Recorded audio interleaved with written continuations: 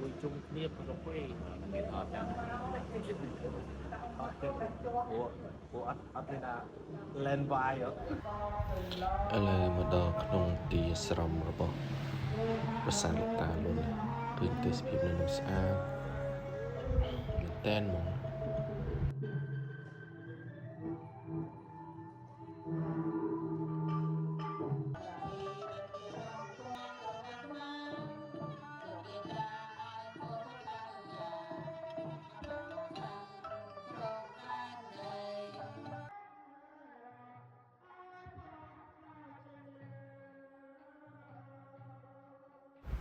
បាទបន្ទាប់ពីគោរពភ្លេងជាតិមកមានកម្មវិធីល្ខោនមស័ក